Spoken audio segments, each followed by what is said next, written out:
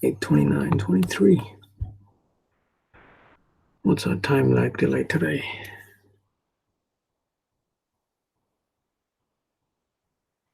10-second delay. Not bad.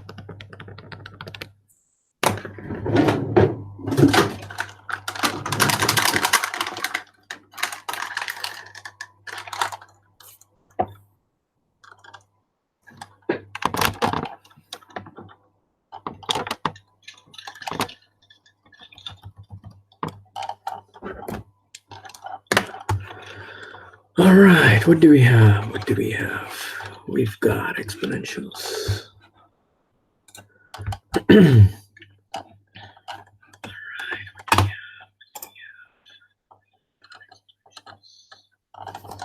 All right, guys, welcome to the MCAT tutorial for whatever day it is today. Now, I know you guys have got not that long to go for the MCAT. Basically, this session here, what I'm going to be doing is I'm going to be starting off with a few exponential questions because I did ask what people would like to see, and that kind of just popped up quite a bit. So I'm going to be starting off with like 3 exponential questions. Now, I also understand that there's quite a few of you guys here that are anxious about the MCAT tomorrow and are just looking for little tips here and there for achieved. I would actually say it's a great time to listen in because the exponential questions, even though they might look horrific for some of you, just doing some key things could actually get you an achieved. Okay, so just even arranging them with the right basis. So to kind of get started, the first exponential question that we're going to be looking at, I'm actually going to do 3, put all 3 together, and then you guys can just have a go at it. And then what I'll do is I'll work through each one of them one by one, all right? So this is the first one.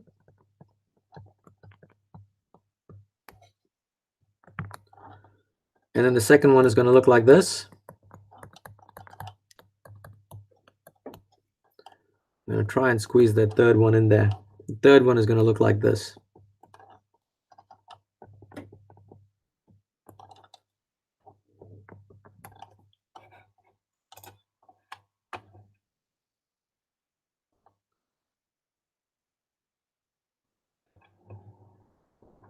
Okay, so basically what I've set up there is, you know, it's almost, I guess you could call it a merit question there, and possibly a merit or an excellence question for the second one. But the third one is definitely excellence, I know that.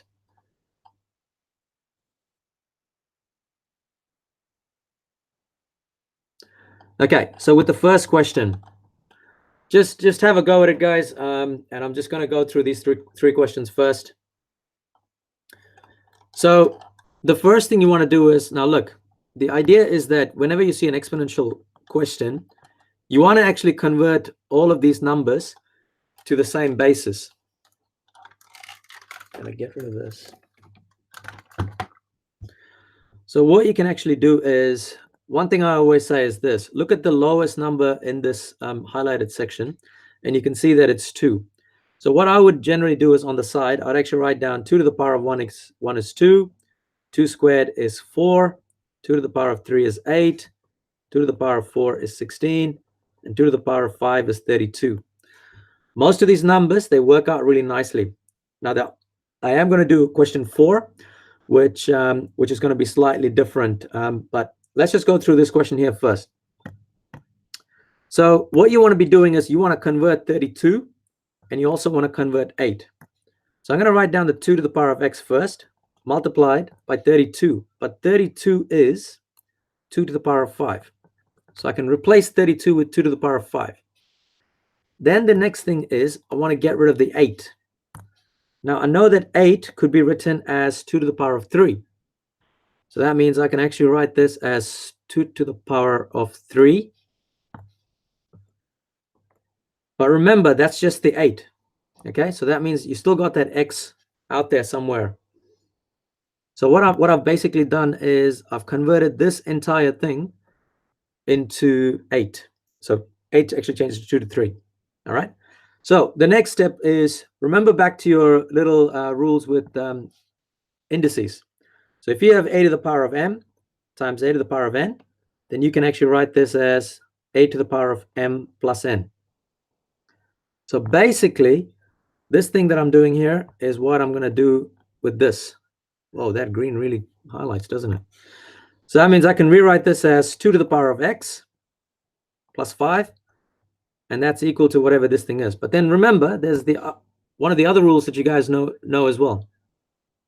So you got a to the power of m to the power of n could be written as a to the power of m times n. And so what I'm going to be doing now is I'm going to be doing this thing with 2 to the power of 3 to the power of x. So I'm going to rewrite that as 2 to the power of 3 times x. So I think that's just to get kind of going. So you've got 2 to the power of x plus 5 equals 2 to the power of 3x. And because the bases are the same, what you could say is that the two powers must equal each other. So then we can actually say something like x plus 5 equals 3x.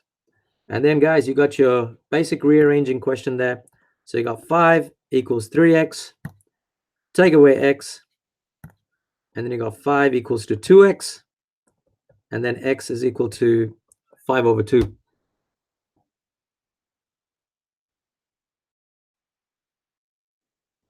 So now, as I told you guys, like this question could be an achieved or a merit, but the reality is I'm going to see where I can show you guys the parts that really start giving you some achieved grades possibly. So if you do something like this, you could easily get an achieved, or something in these two green boxes there that gets you an achieved straight away. Okay, I'm going to go to the second question. So with the second question, I've left it with 2 again. All right. So I'm not going to do anything to the left-hand side, which I'm just going to leave it as it is. But remember that we actually did this in the previous question. We said that 32 was 2 to the power of 5. Okay, it's right here. So that means I can rewrite 32 as 2 to the power of 5. Now, again, kind of doing some really simple rearranging here, just in terms of getting rid of the 32 and writing it in terms of 2. And once again, guys, the two bases are the same. Because the two bases are the same, we can say that the two powers must be equal each other. So you got x squared minus 4x equals to 5. And at this point, you're wondering, what the hell? I was doing an exponential question and I suddenly got a quadratic. Well, welcome to the MCAT, all right? They really mix up things here. So what you can do is rearrange this. So you're going to get x squared minus 4x, and then you got minus 5 equals 0, which means you got a nice quadratic there. Just factorize it. You're looking for two numbers that multiply to -5 and add to -4. So that's going to be -5 and 1. Therefore, you can say that x is equal to +5 or -1. Now, I'd actually expect this question to be a minimum of a merit, guys. Yeah, I mean, I don't know if this, I mean, I don't know, man. I'll be honest, like, I don't know what they do in the MCAT. Sometimes this could come as excellence too, but. Okay, now the last one. And I'm talking to people that are trying to get achieved in this, and I will show you guys how to get all the way to excellence for question 3. Let me just put up question 4 here.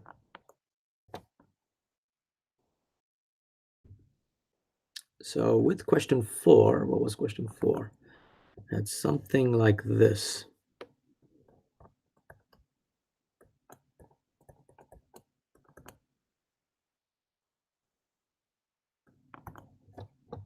Okay, I'm going to do question 3 first.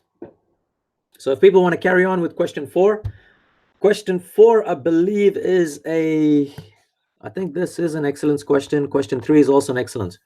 But hey, as I said to you guys, even if you are doing just achieved, Even if you're doing for achieved, I reckon you guys should be able to do 3 and 4 as much as possible. Then that way you guys can actually get some achieved or merit grades for it. All right. Okay, so let's do this. Because we're working with 3, as I said to you guys before, look for the lowest number that you can actually work with, lowest prime number. So in this case, it's going to be 3. So what I do is on the side, and I'll be honest, I gave you guys pretty easy numbers here because you just got 3 squared is equal to 9. So that means you got to replace all that 9 with 3 squared. So I'm going to rewrite this question as 3 to the power of x squared multiplied by, now that 9 right there, I know that it's equal to 3 squared. So I'm going to write that as 3 squared. And of course, that's got an x to it. And it's less than, you've got the other 9, which also happens to be 3 squared. Okay. Now, I'm sorry, guys, but like you got to be able to do this for achieve. All right. Because if you're struggling just with this part, then we got some serious problems. But you should be able to do the 9 part, converting it to 3 squared. All right. So the next step is I'm going to leave the 3x squared as is.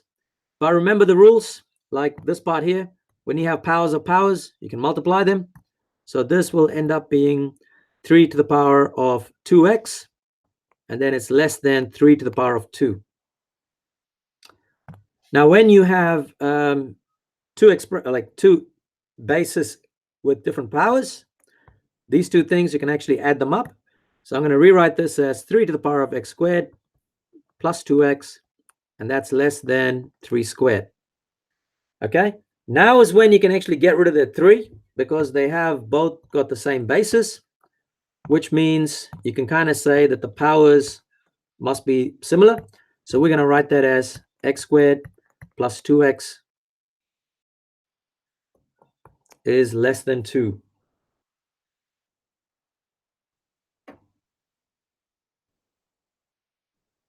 Oh man, I just realized I copied the question wrong. That always happens. Okay, I got to change a few things. Give me a second. That wasn't 9. That's my mistake. Sorry. I do apologize. That wouldn't have worked out for you guys. That should have been 27. See, this is what happens when you try and make questions up yourself and get tired. Anyway, so that's that was 27. So that's going to be 3 cubed. And I hope this works out. So still at 3 cubed, still at 3 cubed. And then we got the powers kind of equal to each other. So the 3 comes right down there. Yeah, sorry about that, guys, because I think I just copied the question wrong when I was working this afternoon. So from here, what you can do is you can rearrange it. So you're going to get x squared plus 2x minus 3 is less than 0. So what you can do from this point onwards is what I generally tell people is just factorize this. And if you get the 2 solutions, you can actually get up to a merit for this. Okay. So I'm just going to show you guys how to, you can factorize it fairly quickly because 2 numbers that multiply to -3 and add to 2, that's going to be plus 3 and minus 1, less than 0. Now, this is the part I'm going to kind of elaborate on for the people that are trying to get excellence. All right. So if you're trying to get excellence, remember that this particular graph right here is a parabola. Okay. Now, parabola, and it's a positive parabola. So it's an x squared. So it's going to look like this. And you're looking for when is this parabola less than 0. So that means you're just going to draw a line like this. That's the line where it's going to be 0. Now you're looking for less than 0. So if it's less than 0, it's basically this zone you're looking for. And if you want to find these 2 blue points here, you can actually find them with this equation here. Because if you put x plus 3 equals to 0, you get x equals minus 3. And then if you put x minus 1 equals 0, you get x equals to 1. So the 2 values here, that's -3, and that's +1. Okay? And because it's in the yellow zone, I always say this, guys, like I've seen people actually, even though they draw this stuff, but then they actually end up getting it incorrectly. I always say, look at the number at the far left. So that's going to be looking on this side. That's going to be on the left side. Look at the number on the far right. That's going to be 1. Now, you're basically saying that x is between -3 and 1. You always point the arrow towards the smallest number. So it's going to look like this. So get that, and you should be able to get an excellence. All right. But if you don't get that, you get the signs wrong, you get a merit, or if you get those two things, you should be able to get a merit as well, because that's what they did in 2017. Okay. So as I said to you guys, even for those guys that are trying to aim for achieved, really try and aim to solve as much of this problem as possible, because you can actually get up to a merit sometimes quite easily. Okay, so let's try question number 4.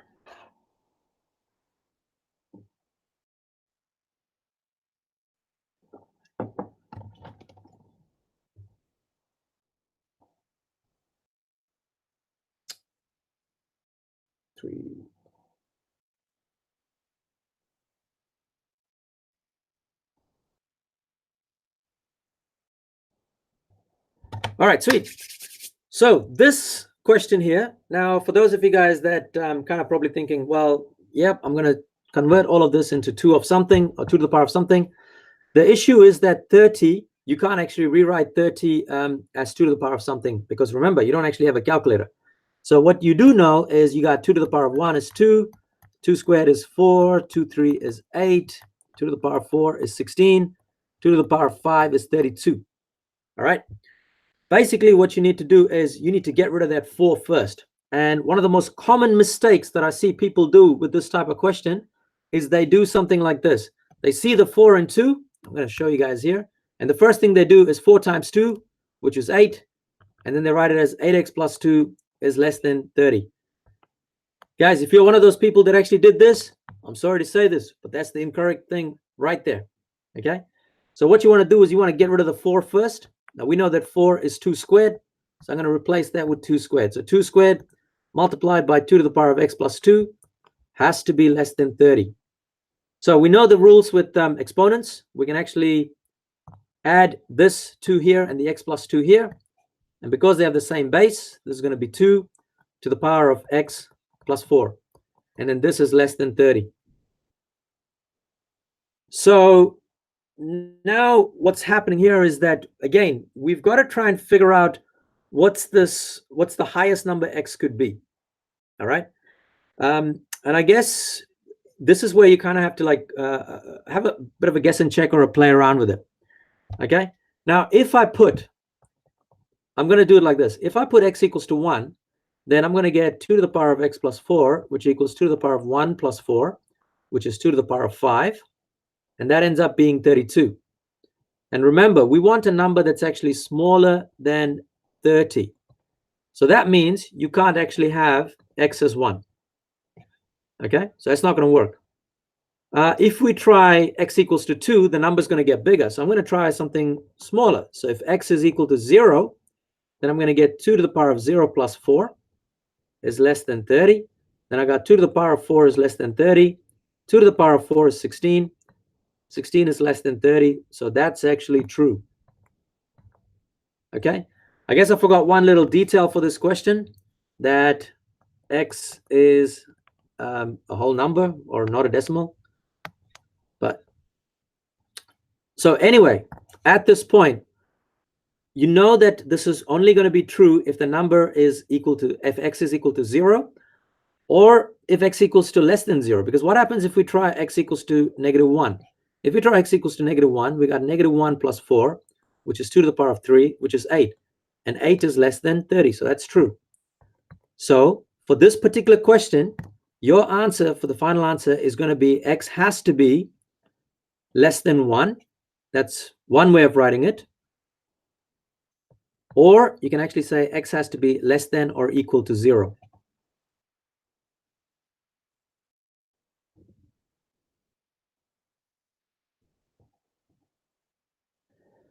So I think this is one of those questions where you can actually guess and check, guys. So again, for those people that are trying to aim for achieved, I'll just say write down the 2 to the power of whatever you can, and then try and just guess and check the numbers. Okay. That's really important, that you are allowed to guess and check. I think one question that you're allowed to guess and check for achieved. So definitely worth guessing and checking if you're stuck for like stuck in a particular question and not sure what to do. All right, so what I'm going to do now is I'm just going to go quickly down to, where am I looking at? Got too many mouses here. Have a look at what else is up. Okay, so I got a few more requests for quadratic equations with a has to be greater than 1. All right, so that's a few questions. Let's see, live questions. What do we got? Guys, the investigation questions, I'll be honest, it's like I've been looking around for investigative questions, and with all honesty, I've been struggling to find some, because the whole issue with investigative questions is that you know, it's an investigation, so it's really hard to find like particular questions, and even if I show it, doesn't mean that that type of investigation is going to pop up. All right, so just I think the best way to do about investigation is that there are certain key things you need to know, like remember that, you know, if you're ever dealing with odd numbers, it can be written as 2n plus 1. Even numbers, you can write it as 2n. Then you can have consecutive numbers. Consecutive. So consecutive numbers is like, if you say 1 is x, then the next number would be x plus 1, x plus 2. You could have consecutive odd numbers. Now, I know there was some confusion with this in some of the questions I put up on one of the videos up. Guys, with consecutive odd numbers, you can actually do this. You can go 2n plus 1, 2n plus 3 as one of the options. Or if you say the first odd number is x, then the second odd number would be x plus 2. Right? And the same thing with consecutive even numbers. You could have 2n as your first even number, then 2n plus 2 would become your second even number. Or same idea works with x and x plus 2. Okay? As long as you say which, like if you're using consecutive even numbers, then say like x is an even number. You got to state that somewhere. You can't just go randomly, oh yeah, this is just going to be x. Okay, so I'm going to move from that investigative questions. Word questions, I'm going to go through it, folks, so don't stress about it as well. Now, guys, if any of the people have asked questions about anything from the exam papers, there is a playlist up on my channel called NCEA Level 1 Worked Answers. All the exam papers are there except for 2013. Only some of the questions are up in 2013. Okay, so quadratics. Let's see. What can I go? All right, so with quadratics, let's get rid of all of this. It's not going to give me space. Yes, sweet. Okay, guys, so what I'm going to do is with the quadratics, I'm going to put a couple of questions up here. You know, a couple of achieved ones, and I've got some people asking me if there's a quick way of doing quadratics, especially when a value is greater than 1. Just being honest here, like I think I've seen some kids do it in a completely different way that I've never actually seen, which, you know, I'm not an expert in explaining it, but I'm going to try my best. But at the same time, I don't want to confuse people as well. So if you know what's been working for you, just go ahead and just keep doing that. All right. Don't want to mess things up for you guys. But anyway, in saying that, here are some questions for the quadratics. So the first one is, what did I have here? Okay, this was one of the questions that were asked. Now, this could be just an achieved question, guys, but still worth kind of knowing. I think, let me just actually get the, I don't need the word question for this, do I? Let me just find it. Where is it?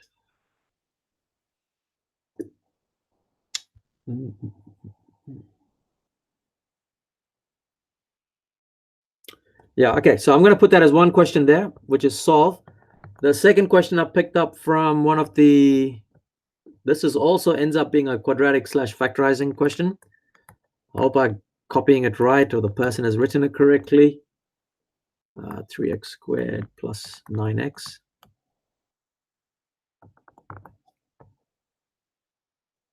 Okay, and number 3 there, I'm going to put a question up that's finding the area of a rectangle, like a compound area.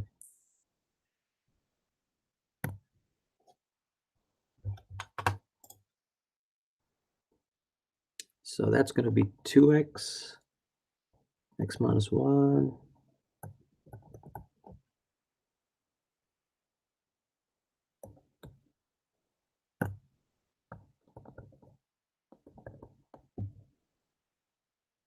Area is 62.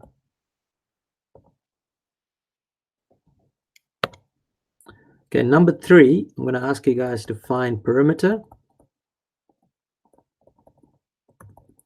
in terms of x. That's number 1. Number 2, find x if area is 62.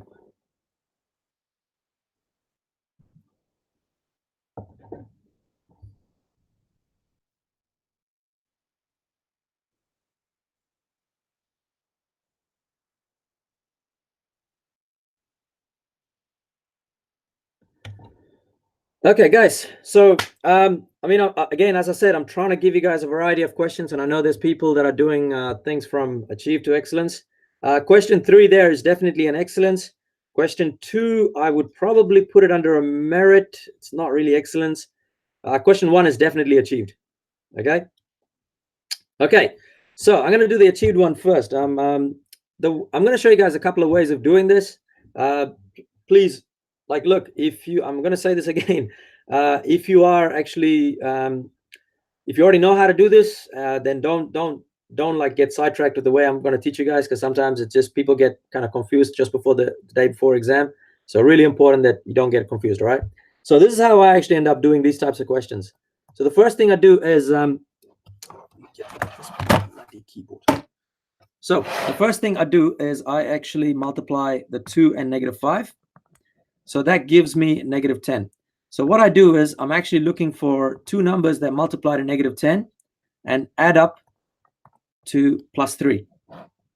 Okay, so in this case, I know that it's going to be +5 and -2 is what's actually going to work for this particular situation. So that means I need to split up the 3x into 5x minus 2x, and then I'll leave the -5 as is, equals to 0. So then the next step is I take the first two terms. All right, I kind of like split this up into two parts. I look at the first two terms. I've got 2x squared and 5. So the common factor between those two is just x, 2x plus 5. Now here's a hint, all right?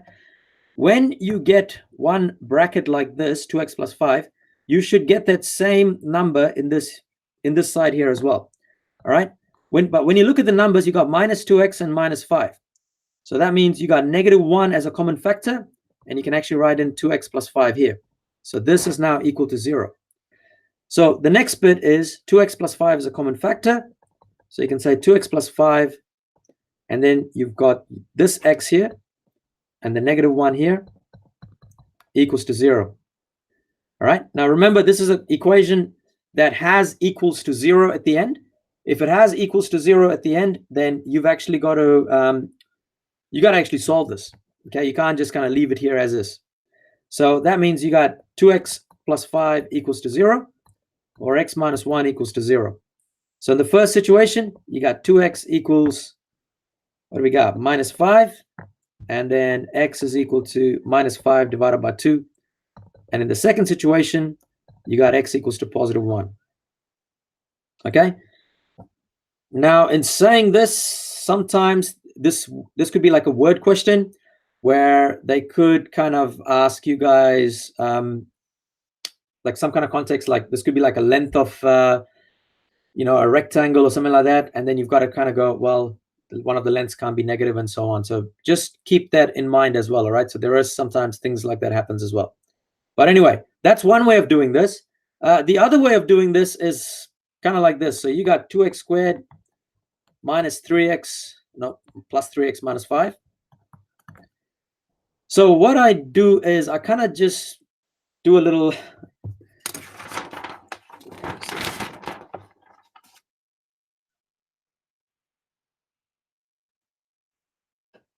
sorry, lost my train of thought. Basically, I know that I'm looking for two numbers, because you know how this breaks down into two brackets like this. So I know that two numbers that multiply to 2 is 2 and 1.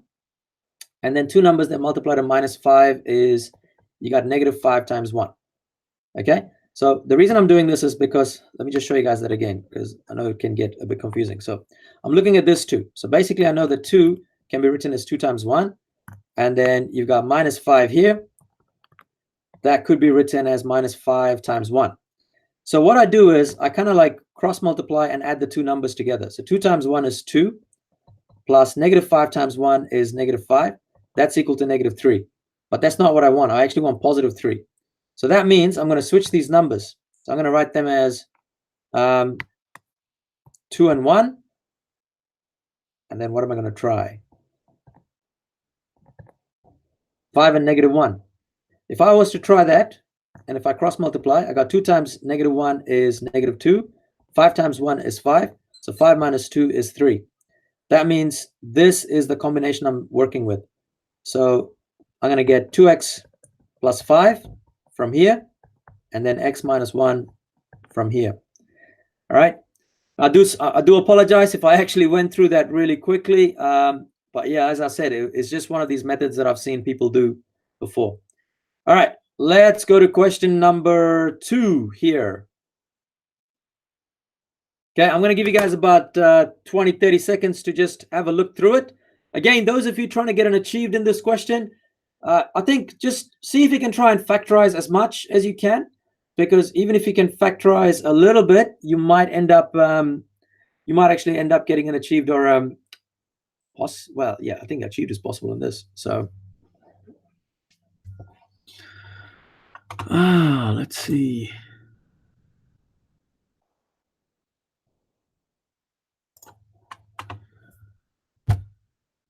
Hey guys, I know the chat window is going a bit crazy, but I'm actually not paying attention to the chat window. So if you have any questions, pop it in the Padlet that I put in the description below, or chuck it up on the where's the other one? I think the Slido one as well. I'm having a look there for questions, guys. Just makes it easier for me.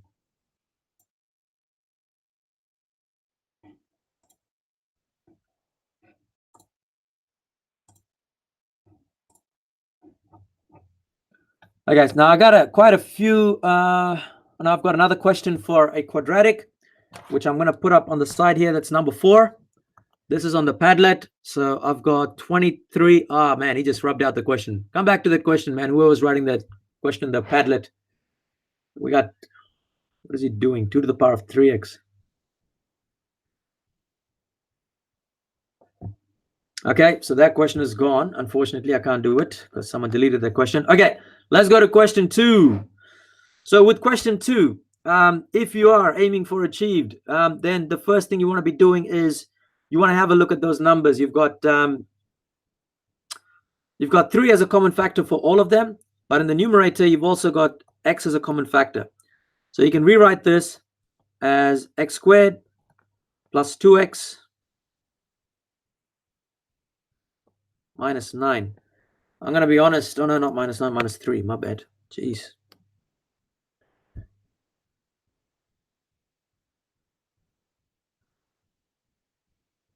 Okay, so that's what we're looking at. And then in the denominator, once again, you've got 3x as a common factor. So you can actually take out 3x again, and there's going to be x plus 3. Okay, so once you've got that sorted, the first thing you can do is you can actually get rid of the 2 3x's, right? Nicely disappears, and then all you're left over with x squared plus 2x minus 3 divided by x plus 3. So factorize the numerator. So that means I'm talking about above the fraction line. You're looking for 2 numbers that multiply to minus 3 and add to plus 2. So you got plus 3 and minus 1.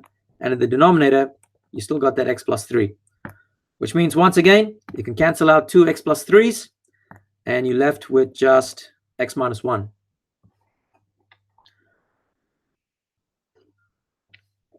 So, guys, I probably think that this question is probably a merit. I don't think this is an excellence question.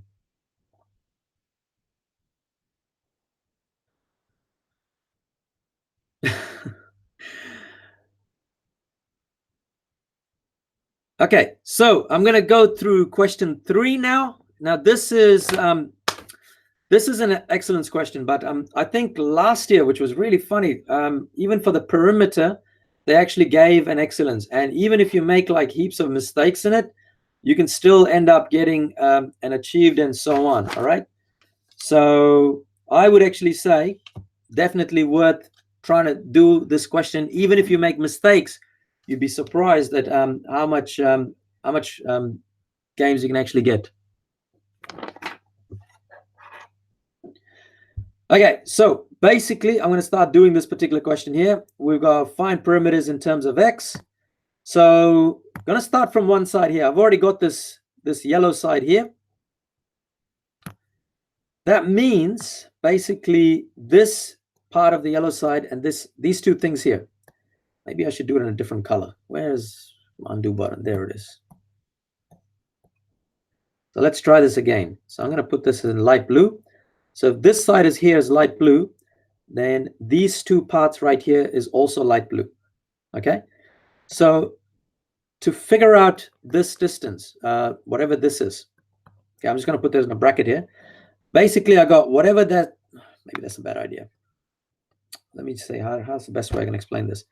So, man, I wish I can show this with my hands, but it just makes it so much more trickier.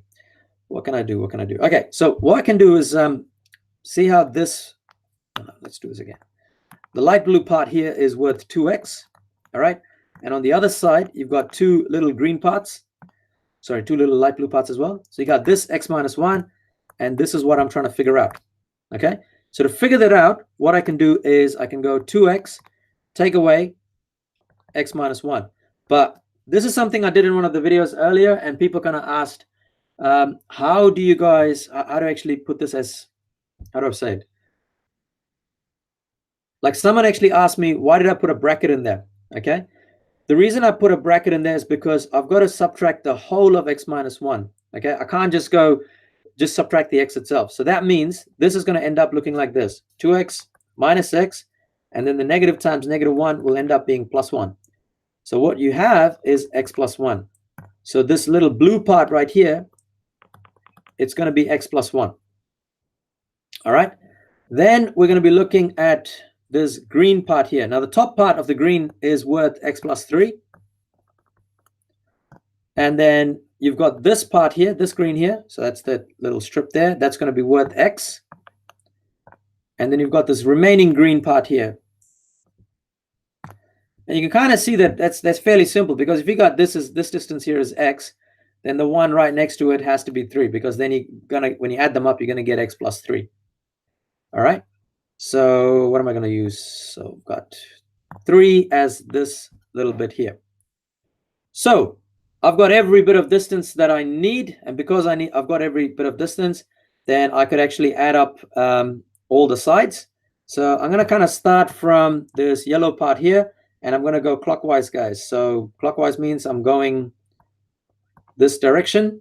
So my first part is, first I've got 2x, then plus x plus 3, and then the light blue part, which is x minus 1. Okay, if you missed that, I've got 2x, and then x plus 3, and then x minus 1, and then I've got 3, and then I've got x plus 1 here. And then to finish off my root, I've got x finally. Okay, so adding all of the things up. Now, I'll promise you I'm going to make a mistake here. It's just me. So 2x, 3x, 4x, 5x, and 6x. And then you got 3 minus 1 is 2. 2 plus 3 is 5. 5 and 1 is 6.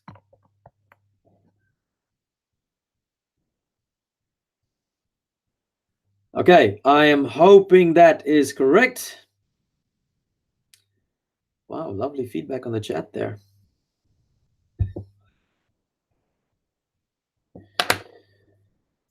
Let's see. Okay, guys. All right, I'm gonna do number 2 next, but I'm just gonna take like a 20-second break. I just need to get some water here, and I'll come back and do question number 2.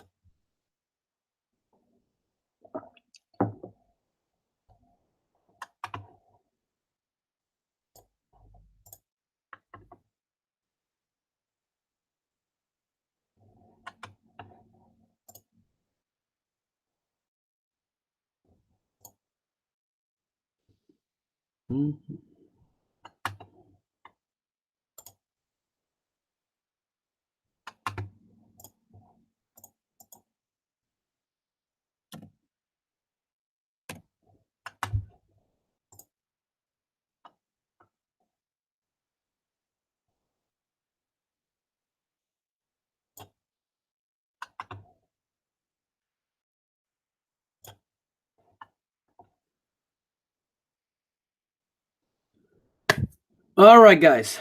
I just had to do some changes here. I've just kind of put slow mode on, which is something that I've just discovered. Basically, you won't be able to kind of message for every, I think it's like every 120 seconds, but it doesn't matter. Anyway, so going back to question number 2.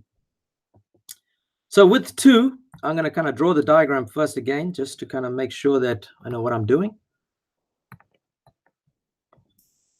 So we got 2x. Also, we got 2x, and then we got x plus 3 here. We got x minus 1, and we got x. Okay, so for question number 2, we actually found out that the area was equal to 62 meters, or I didn't actually say what it was, centimeters squared. We got to figure out what x is, okay? So what you want to be doing is, in this case, you want to actually separate this shape into 2 rectangles, all right? So I mean, you guys can split it in, so I think you can even split it into 3 rectangles, but that's just going to complicate things for you guys. So I'm going to split this up into this right here. Now, have I got that right? Let me just check. X plus 3, x minus 1. Yep. What was the top thing that I had? X plus 1.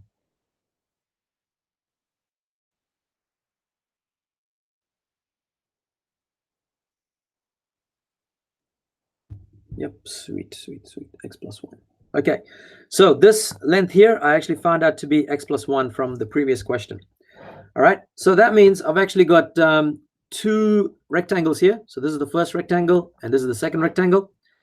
So I'm going to write it like this. First rectangle plus the second rectangle equals 62 centimeters squared. Okay, so with the first rectangle, my base is x plus 3, and my height is x minus 1. So I'm going to write that down here. So base times height, x plus 3 times x minus 1. And then my second rectangle, base is x, and the height is x plus 1. And all of this is equal to 62. So at this point, guys, you got to try and expand the brackets, and then you should end up with a nice quadratic, and then try and figure out what the x is, okay? So I'm going to expand the first quadratic. I've got x times x, which is x squared. X times minus 1 is negative x. 3 times x is 3x. And then 3 times negative 1 is negative 3. Plus x times x is x squared. X and 1 is plus x. And I've got 62 here. So simplifying this, I've got x squared and x squared. That's 2x squared. The negative x and x disappear. I've got plus 3x minus 3 equals 62. So bringing the 62 to the left-hand side, I got 2x squared plus 3x minus 3 minus 62 equals to 0. And what you have is a quadratic that's actually greater than, where the a value is greater than 1. So you can rewrite this as 2x squared plus 3x minus 65 equals to 0. Now, unfortunately, with this one, the only way that I know real quickly is doing that little long-winded way, where I actually go 2 times negative 5. That's equal to, negative 65. That's equal to negative 130. So I'm looking for 2 numbers that multiply to negative 130.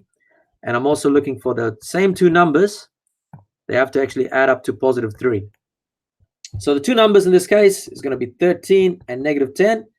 So 13 and negative 10 is what I'm going to be using. So that 3x there, I'm going to split it up as, what do we got? 13x. Yep. Plus 13x and minus 10x. And then you got minus 65 equals to 0. So at this point, I'm going to do factorizing it by parts. I'm going to factorize the first 2 things. And then the left-hand side of that red line, I can see that, well, the only thing I have is x, isn't it? Because I've got x, and then I've got 2x plus 13. And as for the right-hand side, I've got two negatives, so that's obviously going to come out. And between 10 and 65, 5 is a common factor.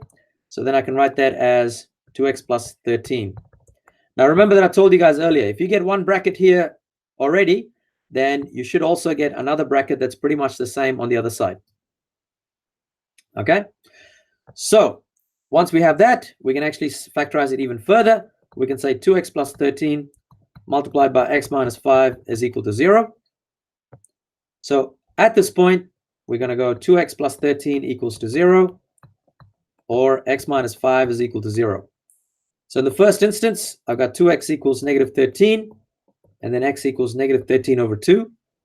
And in the second instance, I've got x is equal to 5. Now, going back to the question, remember that we were actually dealing with a rectangle, and one of the lengths, this one right here, is x. And we actually got two answers. We got x equals to positive 5 and x equals to, what was the other one? Negative 13 over 2. So it's important to say that x actually can't be negative 13 over 2 in this particular case, because you can't actually have a negative length. Okay, so let me just have a quick look if there's a quadratic equation that I could do. Now someone's actually put a exponential question there that I've already done earlier, guys.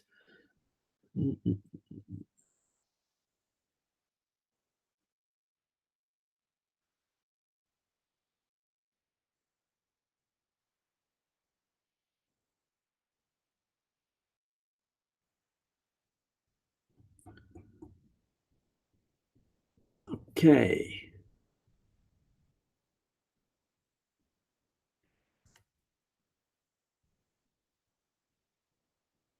There's nothing here.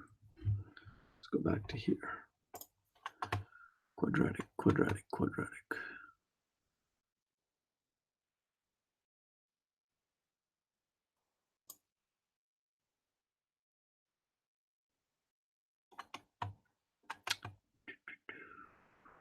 Three consecutive numbers, exponentials.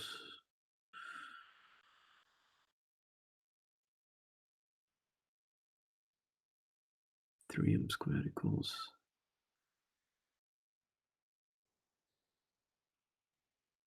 What?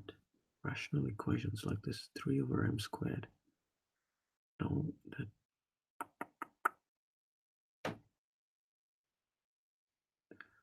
Guys, I know if someone asked me for the previous question for the perimeter, can you just do x times 2x and x? No, that wouldn't actually work. Sorry, that wouldn't work. 3x squared plus 8x minus 16. Okay, I'm gonna do this question here, but I'm gonna rewrite it in a slightly different way. Someone actually asked this in one of the slides. So this is one of the questions they asked me: 3x squared plus 8x. But I'm going to change it up slightly, guys. I'm going to put this question like this: greater than 16. Okay. Now, yes, I know someone asked me the same question here with equals to 0, but I've just changed it up to show you guys how this question could be excellence. It can range from achieve to excellence. So I'm going to give you guys about, I don't know, 30 seconds, just have a go at this question. And then I'm going to see if I can try and find another quadratic question here.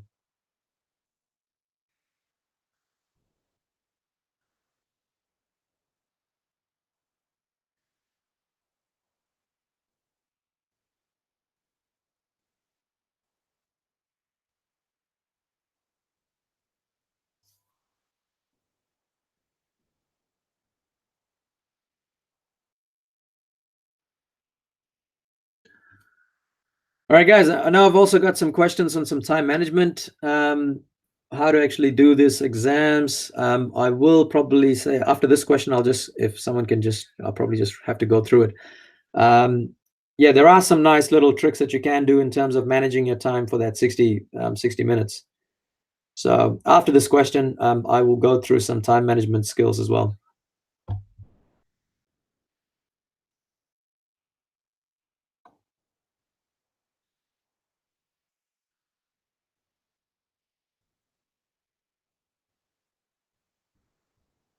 A over B equals to 3. What is A squared plus B squared over? Wow, that's an interesting question.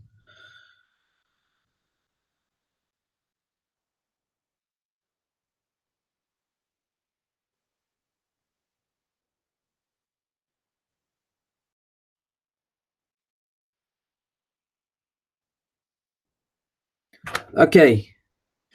Well, I've got another question there as well. All right, guys. So I'm going to do this question here. So let me just see what's happening.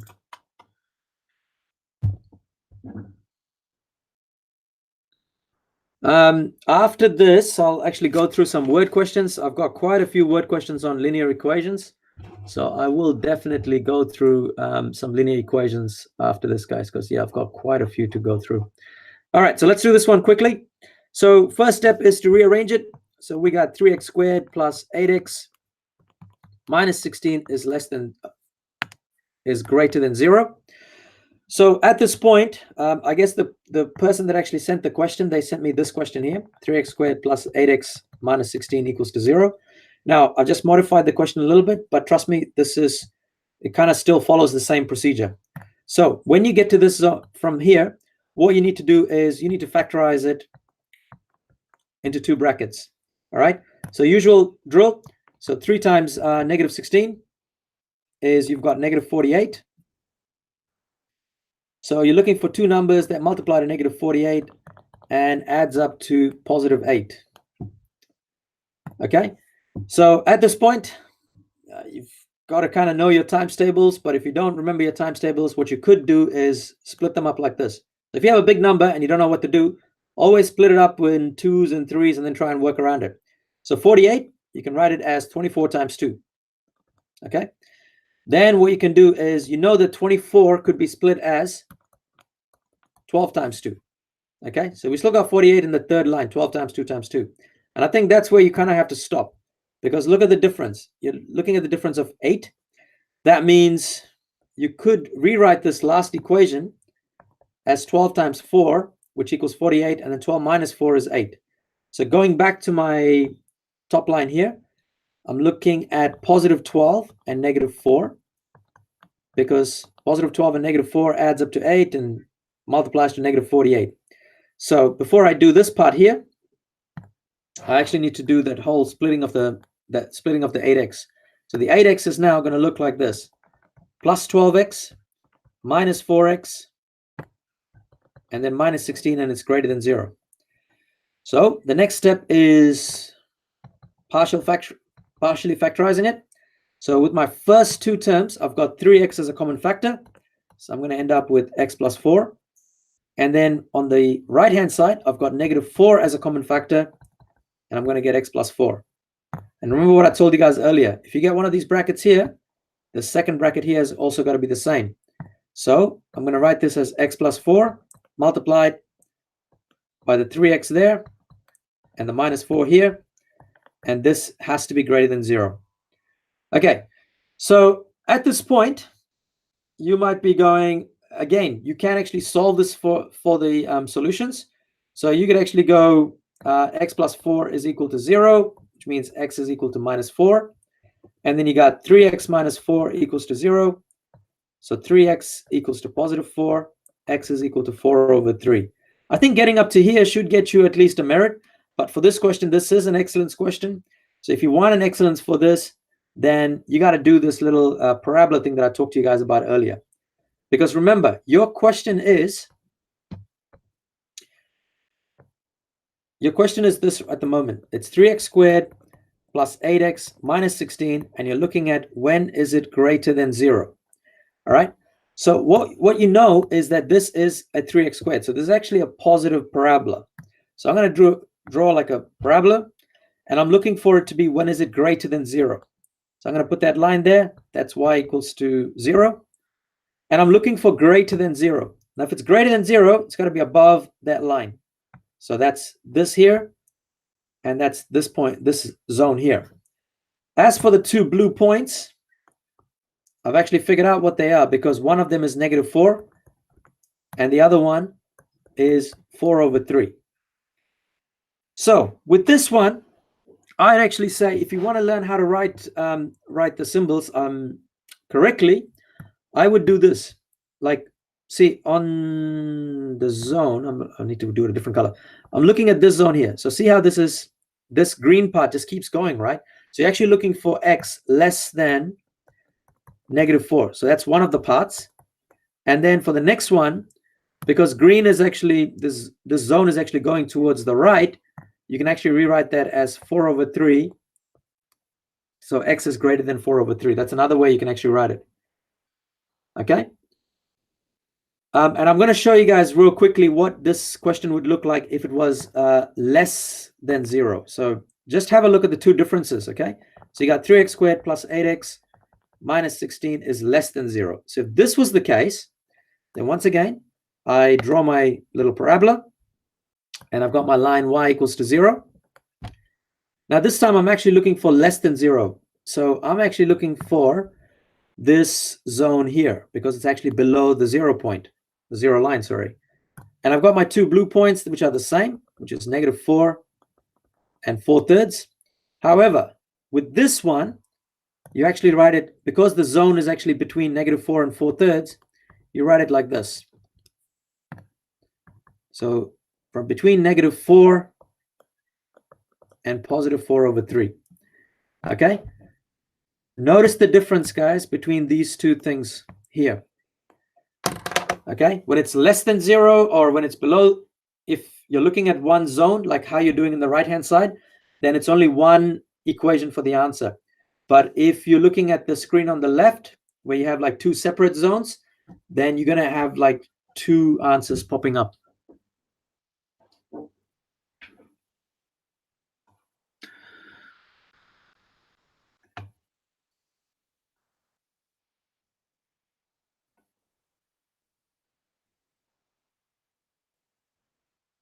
So guys, just kind of having a quick look at some questions. I'm going to be moving on to the word questions at the moment.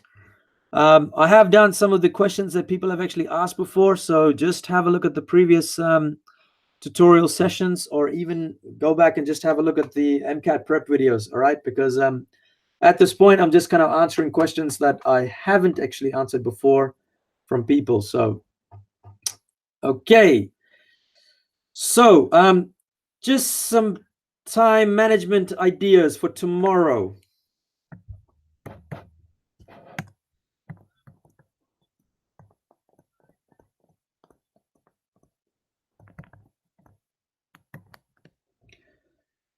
So guys, what I generally tend to do is one of the suggestions that I give people, particularly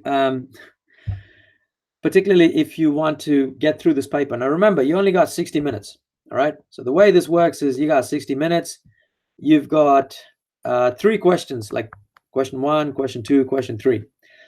Generally speaking, there's a few achieved questions, few merit questions, and maybe a couple of excellence questions in each question itself.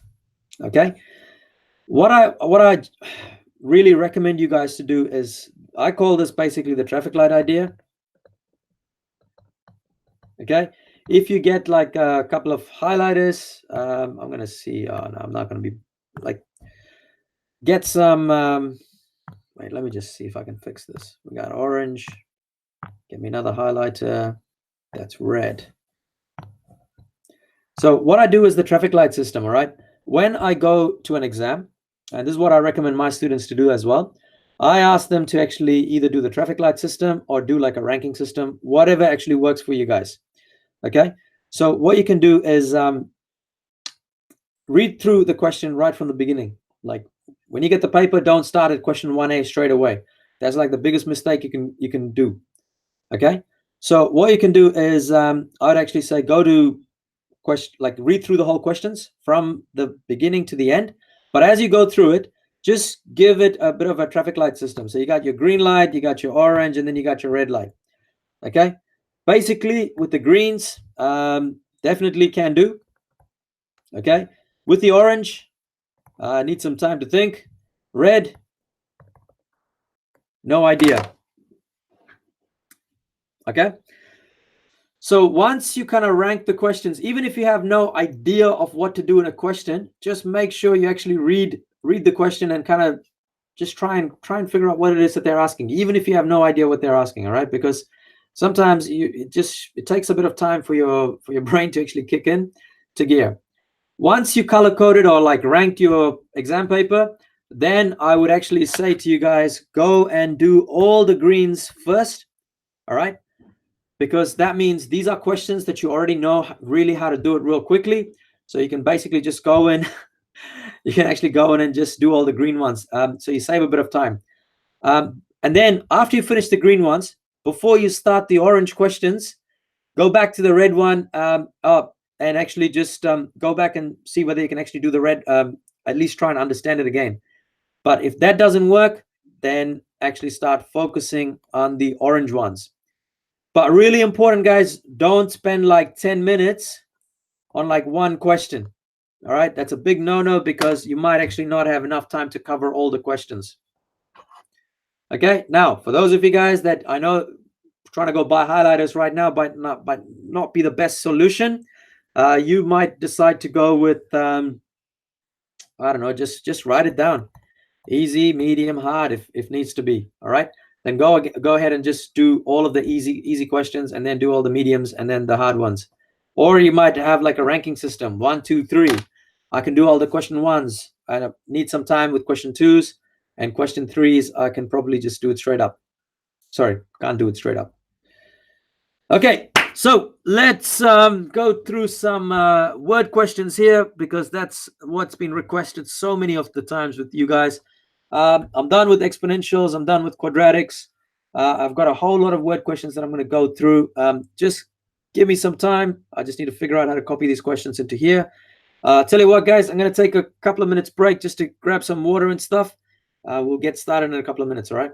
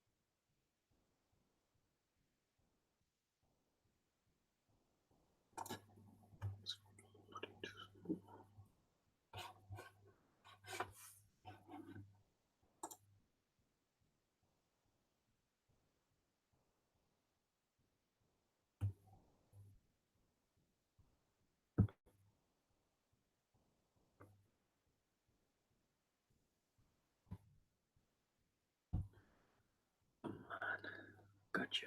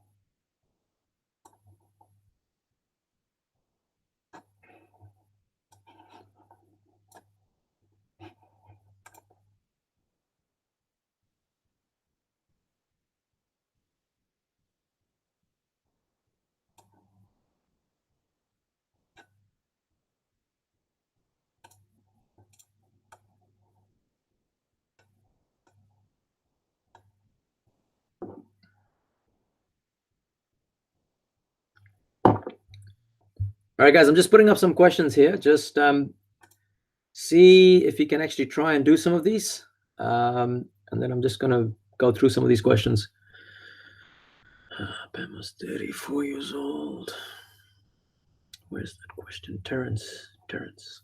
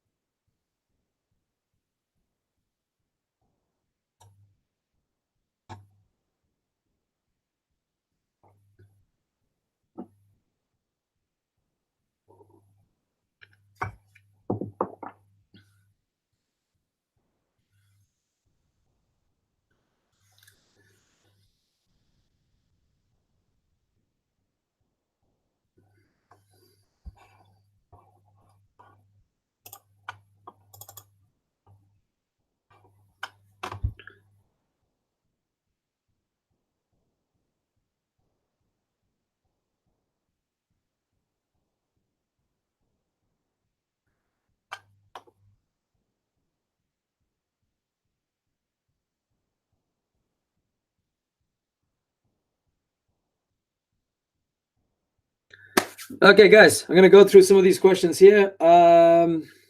Sorry, just going to get rid of slow mode. Seems like it's a bit of a nuisance for some of you guys. Give me 1 second here. Let's see if we can get rid of slow mode.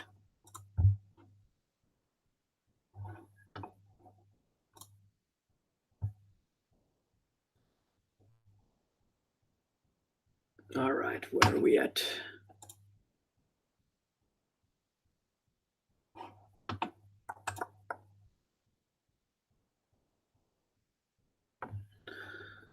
Yeah, I couldn't keep up with the spam, folks, but I know some people are back for some questions, so I will get rid of this thing.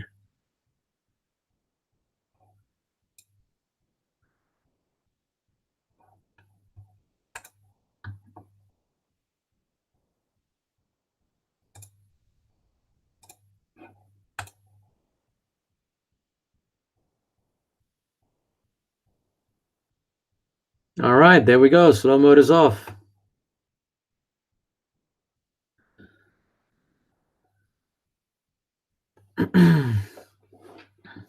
Okay, so here we go. Let's try and do some word questions. All right, for the next 40, 50 minutes, guys, I'm just going to go through these word questions that's been sent to me. All right, and if they get bored of it, then I could always end up with some exponentials again. All right, so I'm going to do this first question here. Peter was 32 when his daughter Amy was born. So these kind of age questions, what I would actually say is this. I would actually say what's a really good idea is like to do something like this. So basically we've got Peter was 32 when his daughter Amy was born. Okay, maybe not, this might not actually work. So now is 100. Okay, so right now all three of their ages actually add up to 100. So we've got Peter, and then we've got Amy, and then we've got Andy. All right, so I'm gonna write it like this: when Peter was 32 when Amy was born, so that means she's 0. All right, that means when Amy is 1 year old, Peter's going to be 33. All right, and then it says in 36 when his son Andy was born. All right, so then we've got 34, 2, 35, 3, 36, 4, and I think Andy was born when Peter was 36. Okay, so this is what we actually have right now. So how do we actually go about doing this question? Man, this is actually doing my head in at the moment.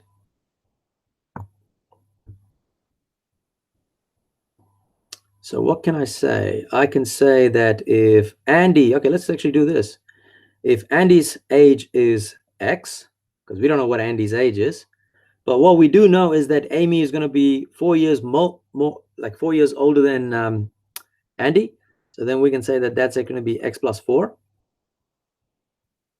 And we also know Peter is actually 36 when his son Andy was born. So his age is going to be 36 plus x.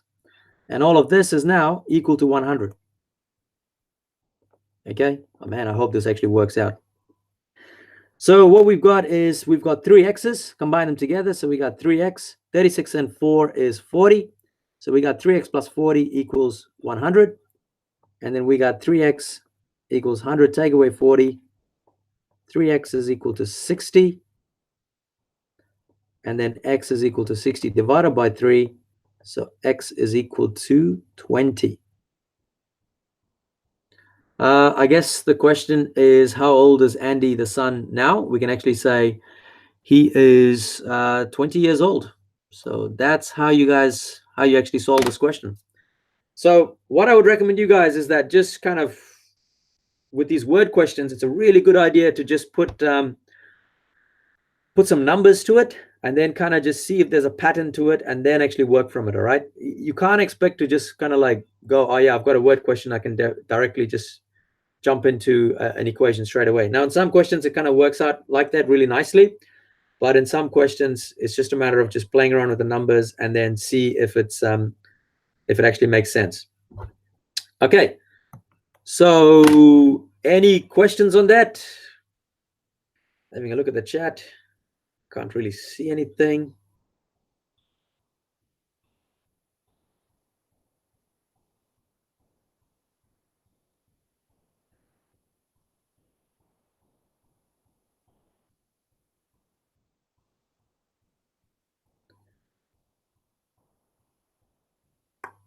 Okay, no. Going to the next question, guys. This is Terrence's age question, all right? So this again, what I would actually say is like try and not sure what type of word questions comes, guys. It's just, at the end of the day, it just pops up. Whatever word questions comes, it comes. So next thing is this. We got Terrence's age, right? So basically we've got something that's happening now. Right now, I'm going to make a little table like this. So we got Terrence and then his wife. It says Terrence's age is like 25 years older than his wife. Now, even if you not sure what to do, like I would actually say just play around with some numbers and just see what happens, all right? So for example, let's just say Terrence is like 50 years old. Okay, if he's 50 years old, then his wife's age is going to be, maybe I shouldn't use 50. Let's try like 70. This guy's old.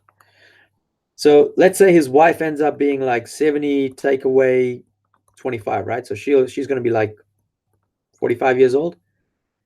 That's the idea. But then if you look at 10 years ago, so this is right now, 10 years ago, Terrence's age was, well, you can write it as 70, take away 10. And as for his wife, it's going to be her age, which is 45. But of course, 10 years ago, she was 45 minus 10. Okay. Hopefully that kind of just gives you an idea of what's happening with the numbers here. And there's a particular reason why I wrote like this. Okay. Because I want you guys to watch this. At the moment, we don't know what Terrence's age is. So I'm going to replace that 70 with a T. That means 10 years ago, his age would have been T minus 10. Okay. Hopefully that made sense. The next thing is this. I know that for the wife's age 10 years ago, I put it as 45. But instead of 45, I'm going to rewrite this again as 70, take away 25, take away 10. Okay? Because now what I can do is I can replace the wife's age as just T minus 25. Okay? So then I can replace the 70 again here. Sorry, let me just do that again. Because we had 70 there, right? We got 70 there, and then we had another 70 here. So I'm going to get rid of this 70 and put a T, this 70 and put a T here. So at this point, if you go back to the question, it says 10 years ago, Terrence was twice as older than her. So that means we got this age multiplied by 2 should equal Terrence's age. So we got a nice equation set up here. So we can say t minus 10 equals 2 times t minus 25 and minus 10. Yeah, for this question, guys, I just picked a random number just to show you guys the idea of how to get to the equation. All right, because sometimes just starting out with the letters, it can get confusing quite easily. But so I just picked a random number to kind of just have a way with it, and then replace it with the letters to kind of come up with the equations. But I will show you guys just after this. I'll show you how to do it with the straight up into the equations as well.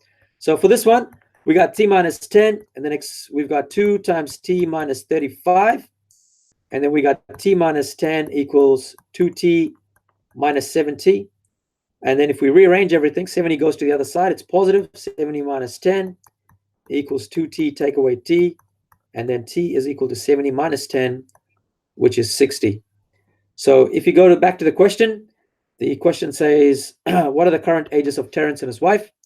So Terence is 60 years old, and then wife is 60. Take away 25. Is it 25 years old? Yes. So wife's going to be 35 years old.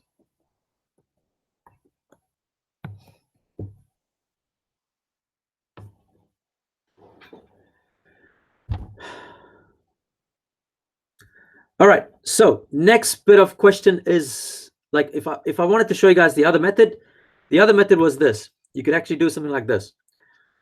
You can say now and Terence and wife. So right now, Terence's age, we can say, is going to be t, which means 10 years ago, his age was t minus 10. And as for the wife's age, we know that wife's age, we can actually say something like, right now, where is it? You can write it straight away. You can just go t minus, just find out. Hang on.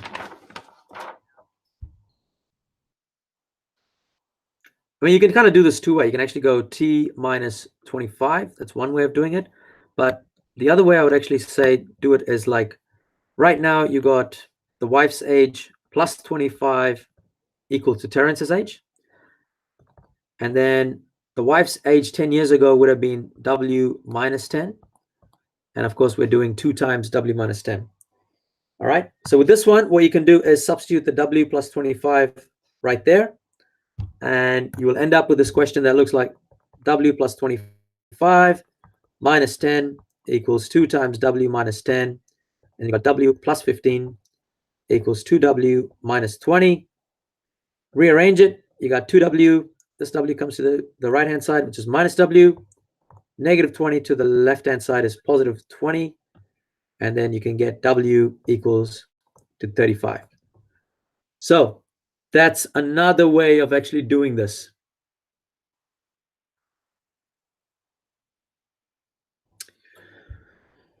Okay, so let's go to the next question here.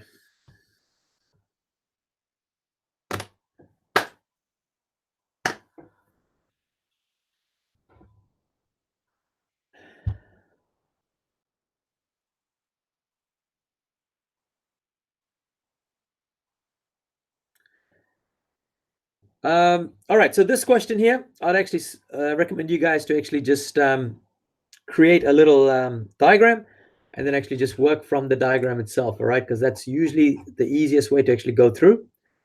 That had already been, just looking for more questions, guys. Simplify. No.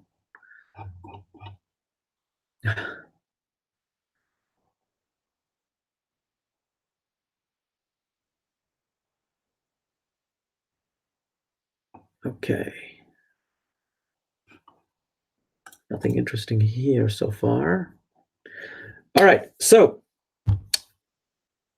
this question here, what I would do is I've got basically just follow his instructions, all right? You got 2 equilateral triangles.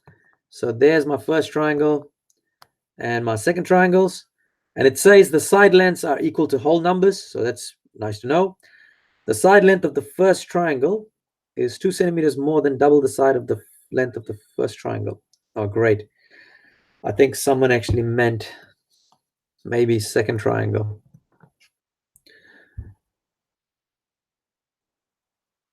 I hope that is the second triangle. Let's have a look. So it says the first triangles. So if I say that each of these lengths are x, x, and x, then it says the first triangle is 2 centimeters more than double the side length of the second triangle. So this is going to be 2x plus 2. This is going to be 2x plus 2. This is going to be 2x plus 2. Now it says that the difference between the perimeters of the two triangles is 21 centimeters. So I've got perimeter of triangle number 1, perimeter, like this is triangle number 2, minus perimeter of second triangle is going to equal 21 centimeters. Okay, so the perimeter of the first triangle is I've got 3 lots of 2x plus 2 minus perimeter of the second triangle is 3 lots of x. That's equal to 21. So expanding the brackets, I've got 3 times 2x, which is 6x. 3 times 2 is 6 minus 3x equals 21. So simplifying this, I've got 3x is equal to 21. Take away 6. So 3x is 15. X is equal to 15 divided by 3, which means x is equal to 5.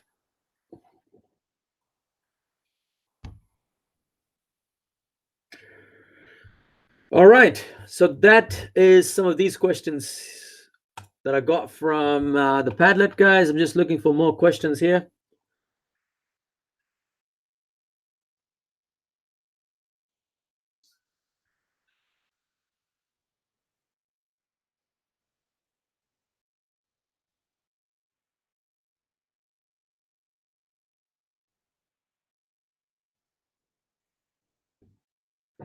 All right, guys, I just saw a question here under the word problems, which is one from last year.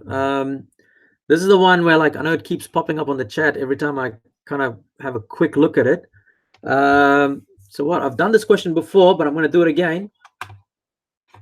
So this is the question here.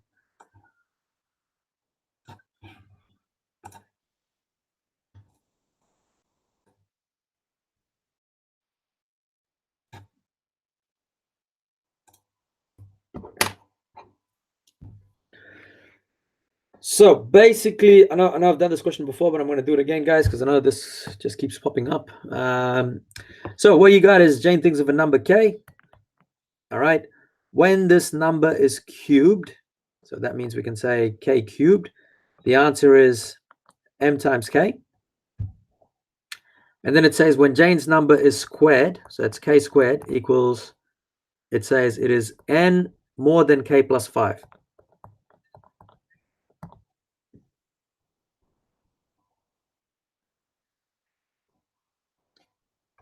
Oh, I need that question come back. All right, I'm going to try and then copy that question. So once you got this, guys, what you can do is from k cubed, you can rearrange this as k cubed equals m over k, because you can bring the k to the left-hand side, and rewrite this as k squared equals to m. Okay, now remember, this question is actually asking for n in terms of m only. So I'm going to go to this equation here, because that's k squared equals n plus k plus 5.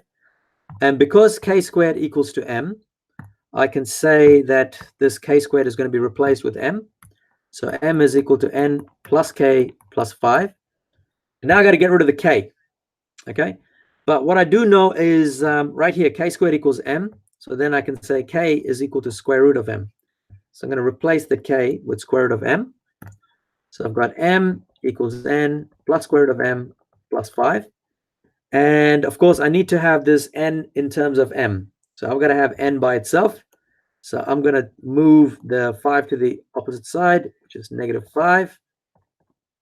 And then also move the square root of m, but that's going to be negative there as well.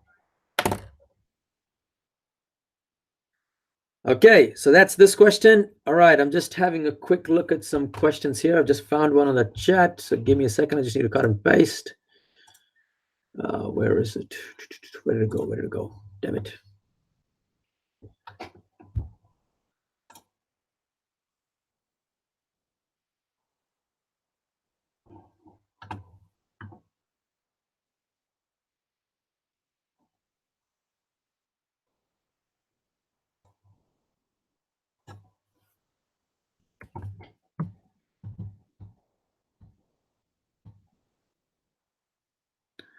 Where is this? My scripts.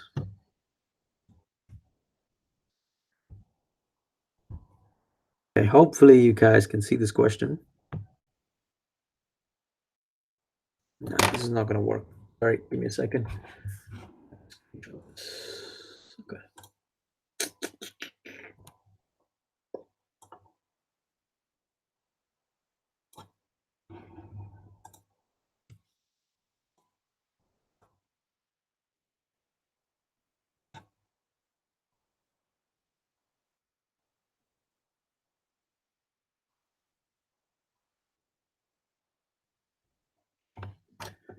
Okay, let's see.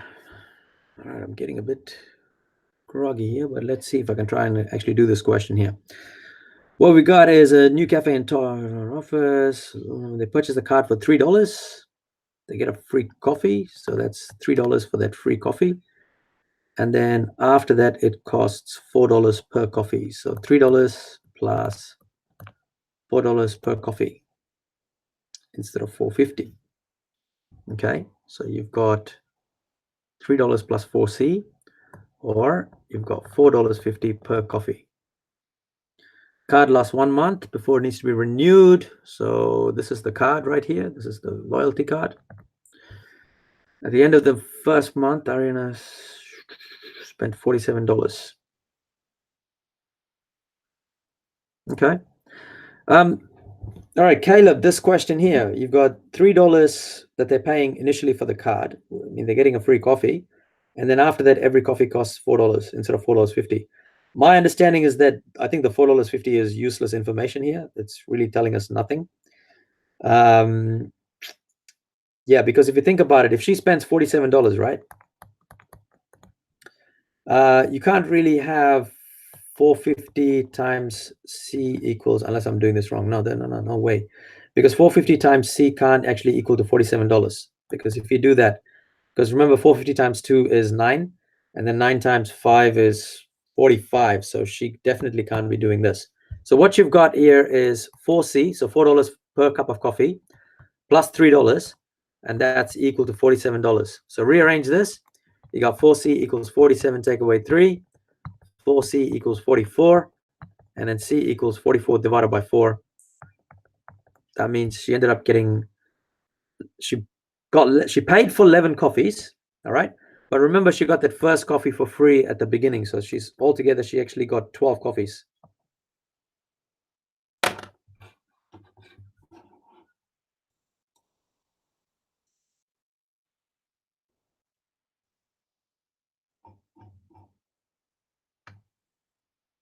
Okay, so cost of hiring a van. Okay, I see one more question popping up in the chat, guys. Give me a second.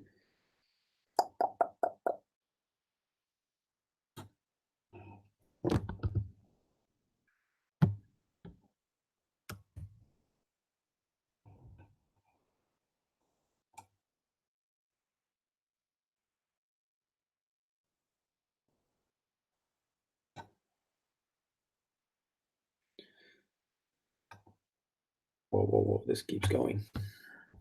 All right, so what we've got here, Zeesh, is we've got a cost of hiring a small van is $130, plus 2 kilometers for every kilometer driven more than 50 Ks.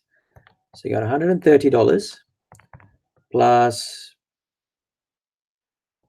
$2 per kilometer for more than 50K. If the car was driven for more than 50 kilometers, give the formula that can be used to work out the cost. Well, that's it right there. So it's just 2K plus 130. I think there was a follow-up question to that because I've seen a follow-up question to it before.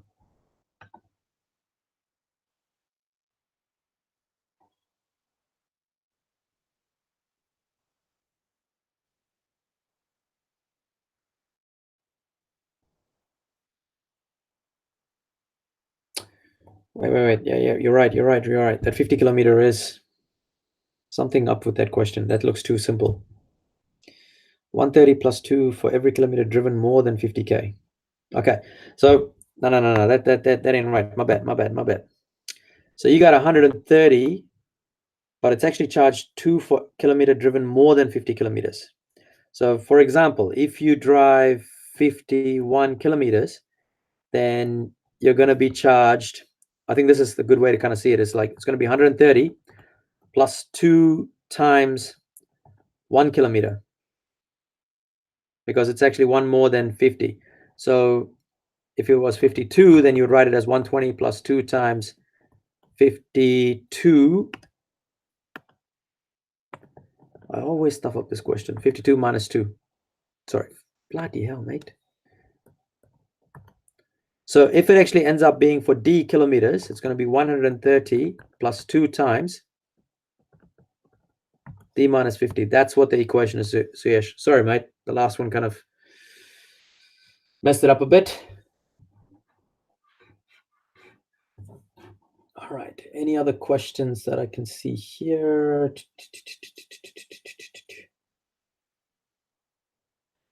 Sam and Jake question, guys. It's actually done before.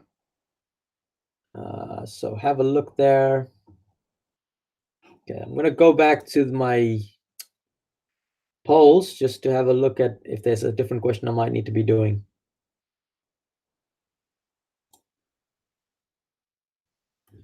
Where is it? Where is it?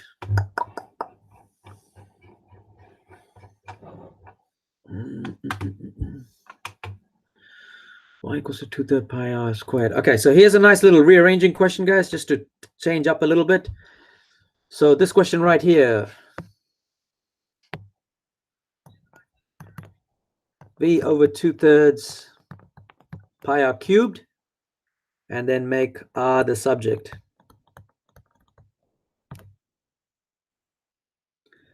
So with this one, we need to rearrange. So first thing you want to do is you want to get rid of the 3. So this is going to be written, we can write it as 3v equals 2 pi r cubed. And then the next step is you want to get rid of the 2 pi. So we're going to write that as 3v divided by 2 pi, and that's equal to r cubed. Now the next thing is, if you want to get rid of the cube sign, what you could do is, there's a couple of ways of doing this, all right? And I'm going to show you guys both of these methods. So the first method is this. You actually do the cube root symbol, which is 3v over 2 pi, but you put a little 3 right there. That's one way of doing it. The other way of doing it is you can actually write r is equal to 3v over 2 pi, and then you basically write it as to the power of a third. Okay? So yeah, that's that question right there. The nails question I've done before in the last tutorial. Faster strategy, not interested in that. 8 multiplied by 2 to the power of... Okay, this is... All right, guys, going back to another exponential question here. Let's see. Sorry, just got to pick up the question. So this is, just to refresh our heads again, we've got 8 times 2 to the power of x minus 3, and it's less than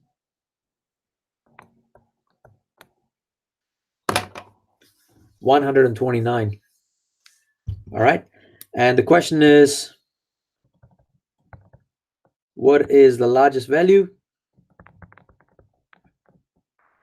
for x if x is an integer?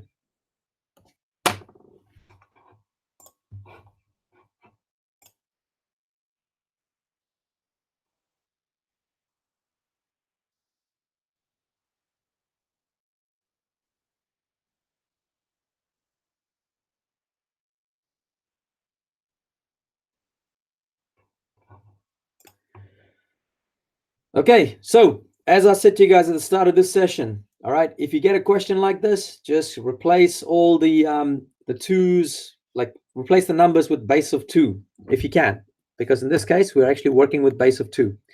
So we know that 8 could be written as 2 to the power of 3. So I'm going to rewrite this as 2 to the power of 3 multiplied by 2 to the power of x minus 3, and then that's less than 129. And remember that when you're multiplying 2 indices with the same base, you can actually add the powers together. So in this case, you're going to get 2 to the power of x minus 3 plus 3, and then this has to be less than 129. So basically, you got 2 to the power of x is less than 129. Now, on the side here, on the left-hand side here, I'm going to keep it going. So 2 to the power of 4 could be written as 16. 16 times 2 is 32, so that's 2 to the power of 5. 32 times 2 is 64. That's 2 to the power of 6. And then 64 times 2 is 128, and that is 2 to the power of 7. Because 2 to the power of 8, that's going to give you 256. And in this one, you do not want to have x as equal to 8. What you want to have is you can have x as less than 8 as one of your answers, or the other answer is that you can actually say x has to be less than or equal to 7. Okay, both of these answers are fine, guys, for this question. But yeah, I would actually say do something along the lines like this to solve one of these types of questions. Yeah, I know I've done quite a bit of exponential questions here, but it's just, I don't know, I've just seen exponentials just pop up all the time, which some really crazy kind of crazy questions that pop up here and there for exponential questions. All right, I'm just going to go back to the chat just to see if there's any other questions that I can pick up. So give me 1 second.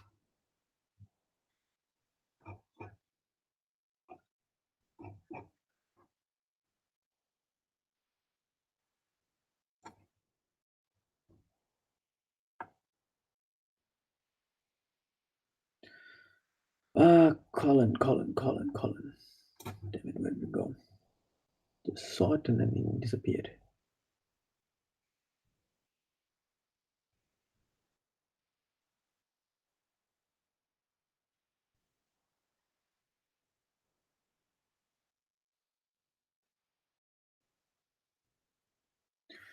All right, guys, I'm going to do this simultaneous equations question here. So give me a second. I'm just going to pick it up.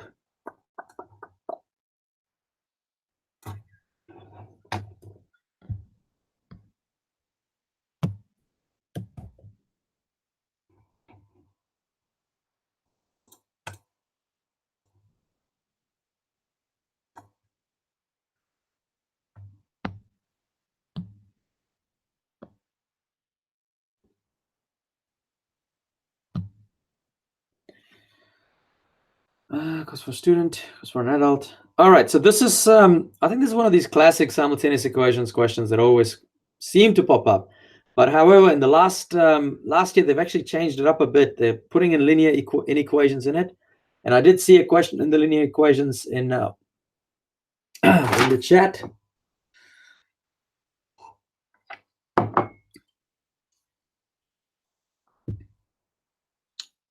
Okay, so let's do this question here. So what we've got is we got 38 people in the group, and we got some students and we got some adults that are going to this particular park. Folks, even though this question here might look complicated or whatever for some people, what I would say is just get into the idea of just writing one equation. Even if you just write one equation, sometimes you can actually get an achieve for it, all right? But in this case, we've got basically some students and we've got some adults, all right? Now, what I would say is like create a little table. And if you create a little table, it kind of just helps a little bit to try and figure out what it is that's happening, all right? So what we know is we have a number of people that are going, and then we've got the cost. So for the students, we actually don't know what number of students are going. So I'm just going to put that as S. As for the adults, we don't know how many adults are going. So I'm just going to put that as A. But what we do know is that 38 people are actually going to this fun park. So I can rewrite this equation as S plus A equal to 38. As for the cost, now I know it costs $10 for the students. So $10 for the students, and then adults is $12. And again, I know that this actually costs $420 together. So my second equation is going to be 10S, because $10 per student plus $12 per adult, and that's equal to $420. So at this point, I've set up my simultaneous equations. Now, the easiest thing you could do in this particular situation is actually doing elimination, because substitution is going to be quite nasty. You're going to get some potentially ugly numbers, but it could still work out for some of you if you want to try and do it. I'm going to do, actually, you know what? I will do elimination. So what I'm going to do is I'm going to take this first equation here, and I'm going to get rid of the s. Now, guys, it doesn't matter whether you get rid of s or it doesn't matter whether you get rid of a. But the reason I'm choosing s is because of this 10 here. Because it's easier for me to multiply that top equation by 10 than 12. Because 38 times 12, I don't want to be wasting time doing that. 38 times 10, I can do it straight away. So that's why I'm going to take this equation and multiply everything by 10. And when I do that, I've got 10 times s, which is 10s. I've got 10 times a, which is 10a. And I've got 10 times 38, which is 380. As for the second equation, I'm just going to write it here, which is going to be 10s plus 12a equals 420. So at this point, I'm going to subtract the top equation, the bottom equation from the top. So I'm going to go minus, I'm going to change this symbol to minus, and I'm going to change this symbol to minus as well. Basically, I'm just swapping whatever symbol that was originally there, which means 10s minus 10s is 0. 12a minus 10a is 2a. I put the equal sign as it is. And then 420 take away 380 is 40. So at this point, I can actually say that adults is equal to 40 divided by 2, which means adults is 20. Now, because we got 20 adults, and then we've got this first equation, which is s plus a equals 38. We know 38 people went. We know 20 of them are adults, which means the number of students was 38, take away 20, which is 18 students.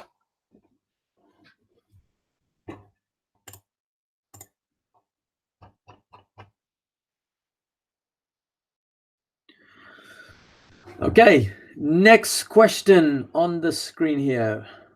What have I got?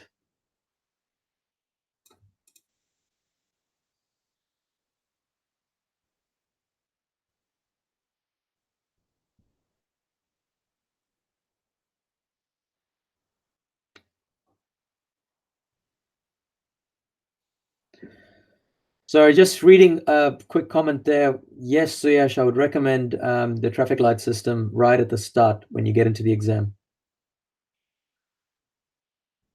I did have another question. Where did it go? Where did that question go from Colin?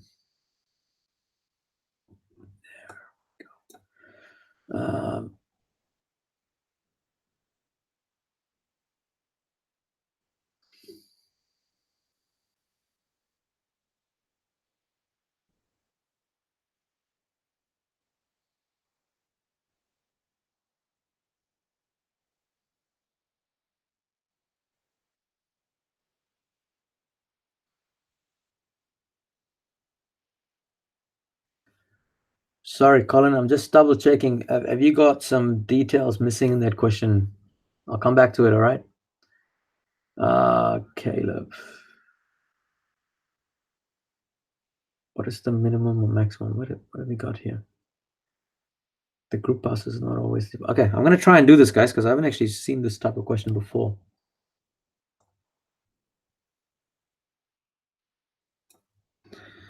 Let's have a look.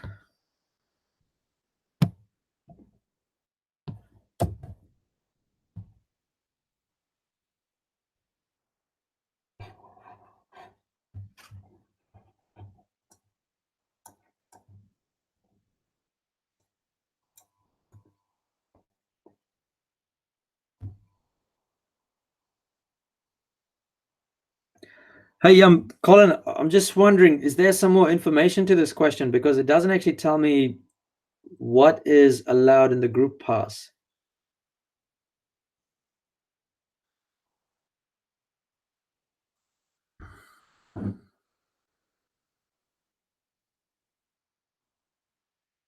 Yeah, I'm going to come back to this question, Colin, because I feel like there's something missing here.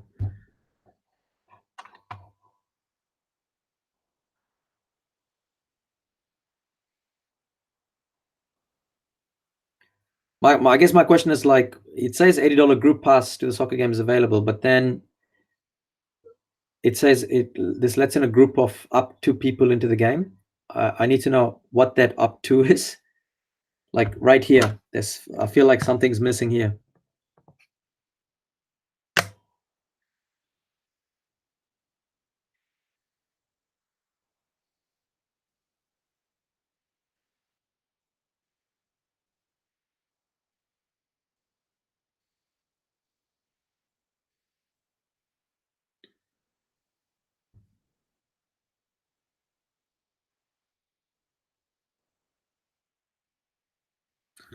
Okay, while we're waiting for that, yeah, thanks, Colin. Appreciate it, mate.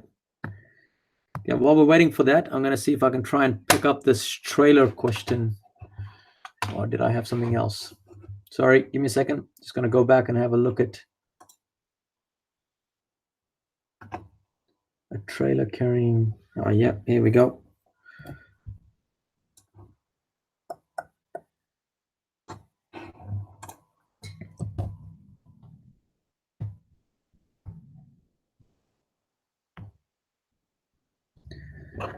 Okay, so with this question here, what do we got? We got trailer carrying a full load of pine cones. So we got trailer plus a full load, weighs 370 kgs.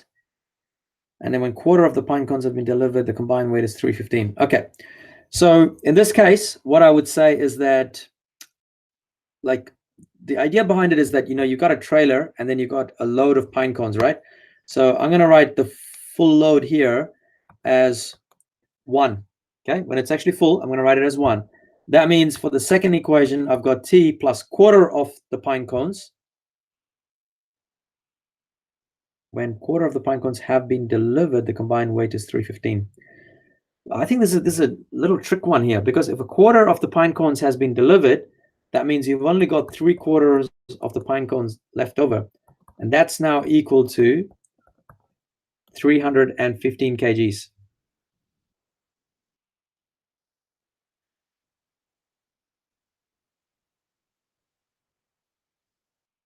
So once you got the setup of this equation, what you can actually do is, because T, the trailer weight, is always going to be constant, you can literally just go the first equation minus the second equation, where you put all of this as minus. So what ends up happening is you got T minus T is 0. Now 1 minus 3/4, that's a quarter P. And then 370 take away 315. Oh man, I'm getting tired now. I hope that's 55 kgs. So we got quarter P is 55 kgs, which means P is equal to 55 times 4. P is equal to 220 kgs. And if P equals 220, we know that the trailer plus one load of P equals to 370. So we can say that T plus 220 equals to 370. So the trailer is going to be 370 take away 220, which means trailer is equal to 150 kgs. All right, next.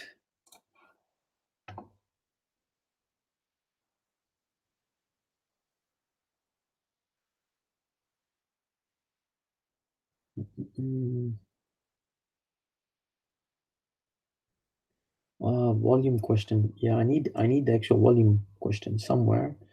Where is it? Trailer question. Done that.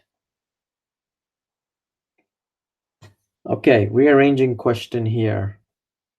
For trapezium with area of 20. Okay, real quickly, guys, we're going to do this one here.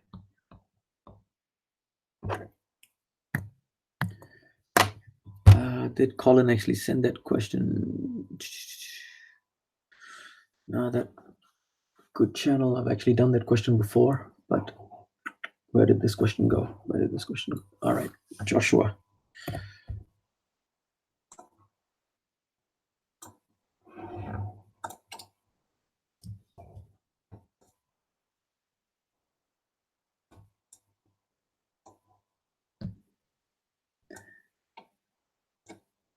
Okay.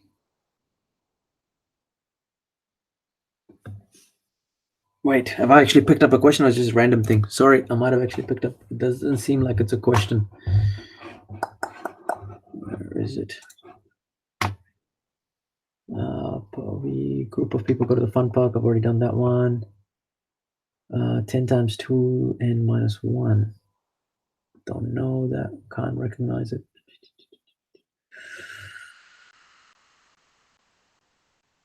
Yeah, Colin keeps putting that question up, but groups of up to people. I need to know what that up to is.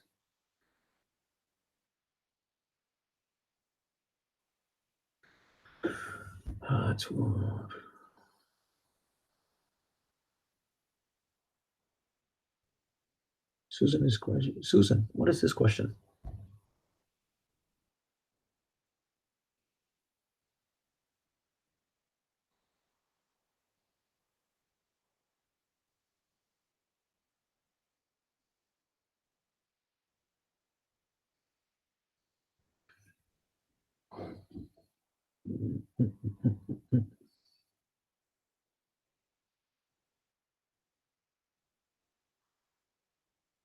Whoa.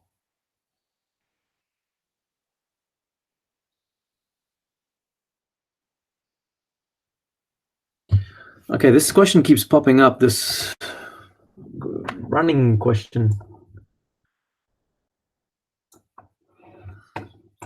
Guys, I do apologize if I get this one wrong because it is getting late and I'm starting to slow down.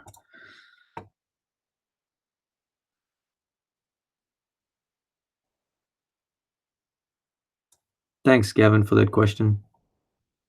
Or whoever it is that I put it up.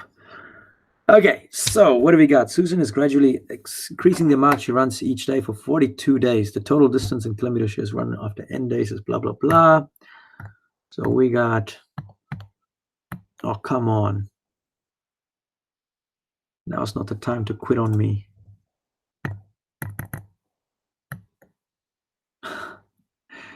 Seriously.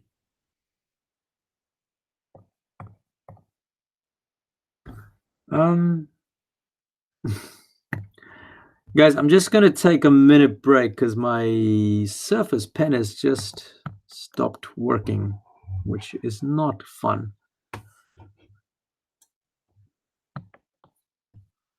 You kidding me? Come on, dude. How much time we got? We got 5 minutes.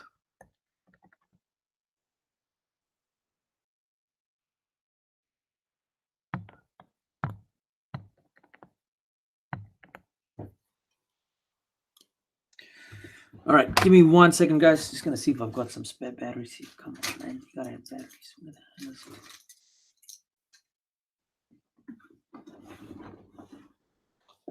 Shot.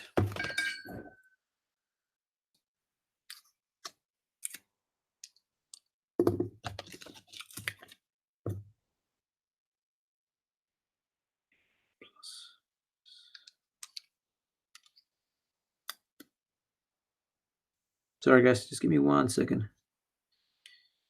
Come on. Yep. Battery died. There we go. How lucky are we? Okay, let's see. The total distance that she's run is n is 1 over. Am I looking at this question like this? Just double checking.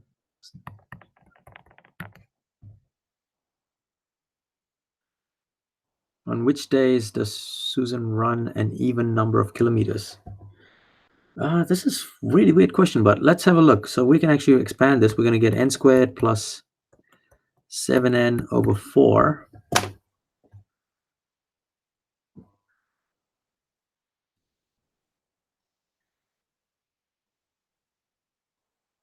I think I'm actually stumped in this one. Either that or it's just like too slow. Okay, let me see how it goes. If I put n equals to 1, what happens? If I put n equals to 1, then I get 8 over 4, which is equal to 2. If I put n equals to 2, then I'm going to get 4 plus 14 over 4, which is 18 over 4, which is around 4.5. N equals to 3, I'm going to get 9 plus. This is really strange. It's like I know how to do this question, but I can't do it in my head right now. 30 over 4. No, it's am I stumped? No, you can't be, mate. Come on, figure this out. What the hell is happening here? 30 over 4 could be written as 7.5. 30 over 4. N squared is 9. That's 7, 20, 20. If n equals to 4, you got 16 plus 28 over 4. That's definitely an odd number. 4 plus 7 is 11. What do you see? Plus 2.5 plus 3 plus 3.5.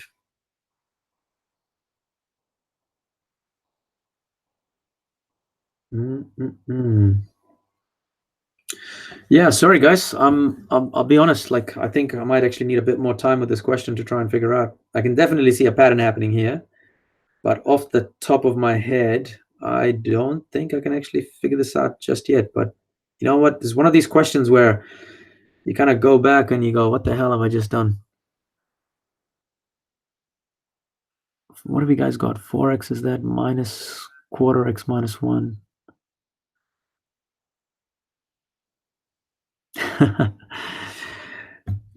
What do we got? Okay, sorry, I'm just going to give this one more crack. What if I go n equals to 5? N equals to 5, then I get 25.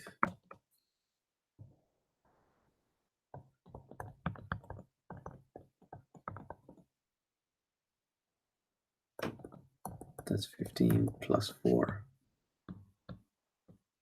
What's the pattern you see? It's definitely a quadratic pattern, but you're looking for an answer that's actually even number. Seriously, did you guys get this question? Where did you guys get this question from?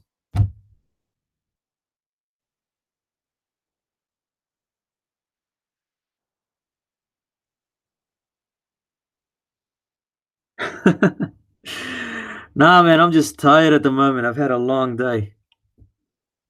Like, I think after doing like 2 hours of non-stop MCAT questions, your brain just starts frying.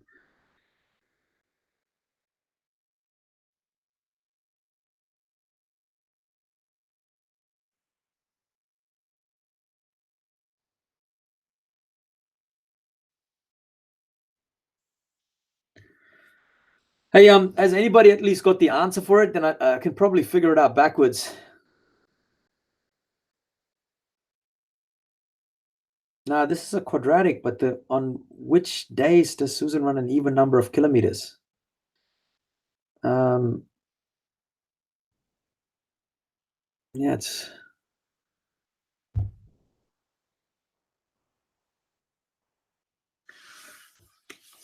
No, I don't think this could be an excellent question. It's just like looking at this question, I'm like, I don't know, it just feels like something is missing again.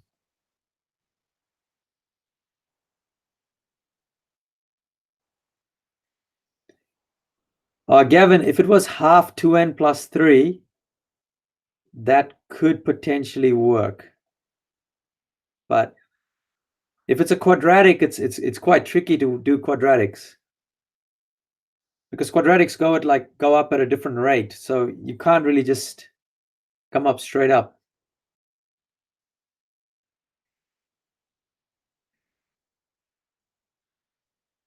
Okay, I'm going to go back to this question. Where was Colin's question?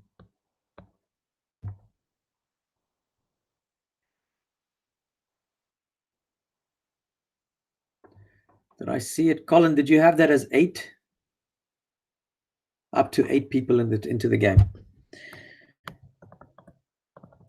Okay, you might actually see 2 in a row, guys, where I'm getting stumped.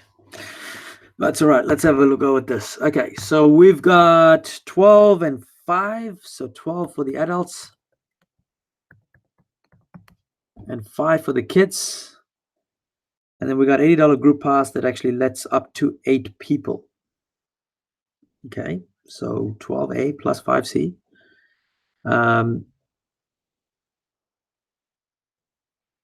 You want to try and figure out up to 8 people. So A plus C has to be less than or equal to 8.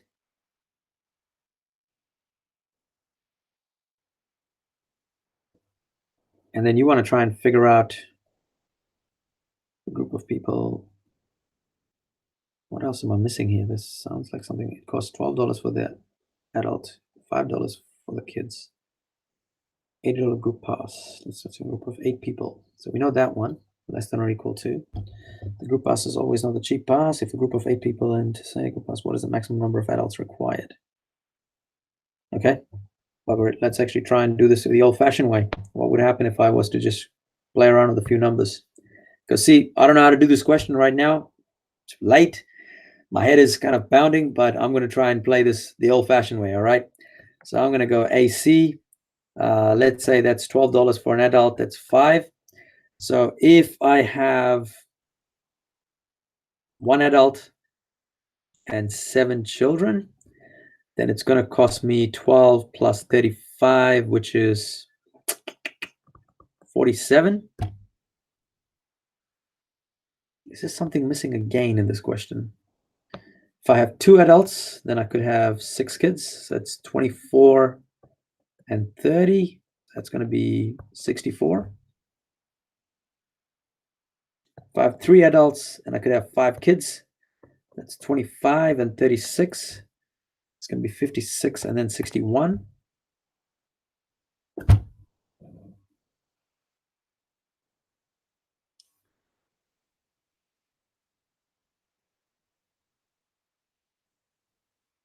What am I missing here, man? If I have 4 adults, then it's going to be 4 kids. It's 20, 48. It's going to be 68.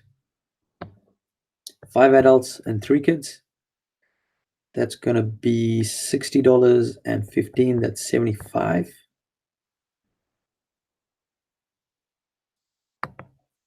It's 54 there.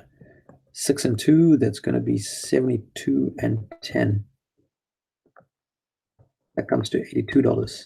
So how do you go back and prove this? How do you go back and prove this? Come on, come on, come on.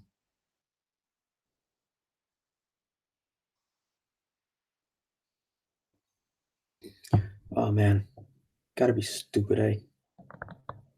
What if I make this less than or equal to 80? So then I can say C is equal to, I'm going to change this back, guys. I know that A plus C equals to 8. And I want to figure out at what point is this going to cost me less than $80. So I can write C equals to 8 minus A. So then I've got 12A plus 5C has to be less than or equal to $80. Now remember that, sorry, figure this out. So we got the children is equal to 8 minus the number of adults. So we can write 12A plus 5 times 8 minus A is less than or equal to 80. Hopefully this works out. We got 12A plus 40 minus 5A equals less than or equal to 80. Rearranging this, we got 7A plus 40 is less than or equal to 80. And then 7A has to be less than or equal to 40. This is not looking good, buddy. A has to be less than 40 divided by 7. Which means, am I correct in this? Could be. Let's have a look. So it says that A has to be less than or equal to. Now remember, 40 divided by 7 is something like 5 point blah, blah, blah, some number, okay? I don't know what it is. But because the adults have to be a whole number, we have to say that the maximum number of adults that you could actually take is 5. Is that what the question's asking? What is the maximum number of adults? Where did it go? Where did it go? Yeah, what is the maximum number of adults? So maximum number of adults you can actually take is 5 adults. Because if you go back to my table, see, if I have 5 adults, then I've got 3 kids, then it costs me $75. So it's actually cheaper. But if I go to 6 adults, it becomes 72. And I've got $10 for the 2 kids, which is 82. And therefore, this is not cheaper. So yeah, Colin, thank you for the question. Now, you don't actually round it up, man. Because remember, you're actually, you got to round it down.